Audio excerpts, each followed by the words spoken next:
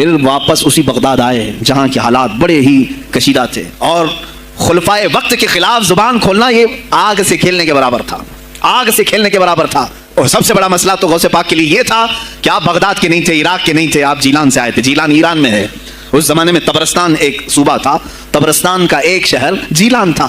جیلان سے آئے ہوئے تھے بغداد میں، آپ کی زبان فارسی تھی، فارسی زبان کا ایک طالب علم بغداد میں آیا ہے، اور بغداد پورا عربیوں کا ہے، فصیح عربی بولنے والے لوگ، اور نہایت ہی عیاشی میں پڑے ان کی اصلاح کیسے کریں۔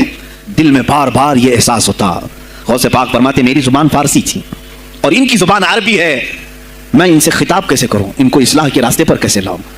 بار بار سوچتے تھے، لیکن دل میں ایک درد ہوتا تھا کہ امت مصطفیٰ کو اس حال میں نہیں چھوڑنا چاہتا۔ ایک دن ایک مسجد میں غمگین حالت میں سوئے، ظہر کا وقت تھا، نماز پڑھ کر کے آپ آرام کر رہے ہیں، اور جیسی آنکھ بند ہوئی سرور کائنات صلی اللہ علیہ وسلم تشریف لائے۔ پوچھا عبد القادر کیوں غمگین ہے میرے بیٹے؟ کہا کہ یا رسول اللہ صلی اللہ علیہ وسلم زبان میری اجمی ہے، فارسی، میں عربیوں کے بیچ بیٹھا ہوں، اصلاح کرنے کی کوشش کرتا ہوں، لیکن مجھے یہ اجمی سمجھیں گے۔ اللہ کے نبی صلی اللہ علیہ وسلم نے فرمایا تو اپنا منہ کھول لو۔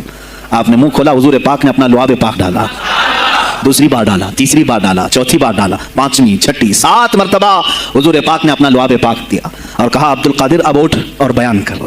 فرماتے ہیں خواب میں نے حضور اکرم صلی اللہ علیہ وسلم کا لعاب پاک لیا، تھوڑی ہی دیر گزری تھی، میرے خواب میں ہی میرے جد کریم مولا کائنات علی مرتضیٰ تشریف لایا۔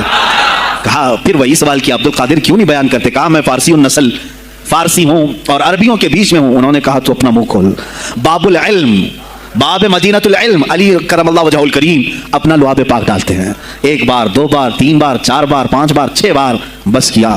غوث پاک نے کہا نانا جان نے مجھے 7 مرتبہ پلایا، آپ نے 6 مرتبہ۔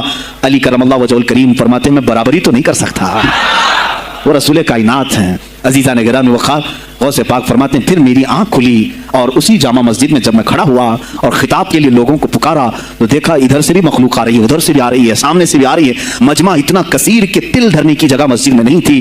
اور جب آپ کا خطاب ختم ہونے کو تھا لوگ اپنے کپڑے پھاڑنے لگے اور بے ہوش ہونے لگے، اتنی تیر بہدف کلمات تھے کہ سیدھے سینے میں پیوست ہو جاتے، دلوں میں اتر جاتے۔ اس کے بعد وہی دن تھا سیدنا عبد القادر جیلانی کو لوگوں نے ہاتھوں ہاتھ اٹھایا، بغداد میں شہرا ہو گیا کہ کوئی ایک اجمی آیا ہے اور عربیوں پر فوقیت لے گیا ہے، سارے عربی اس کے سامنے دنگ رہ گئے ہیں، کوئی عربی اس کی فصاحت کو نہیں پہنچ پاتا۔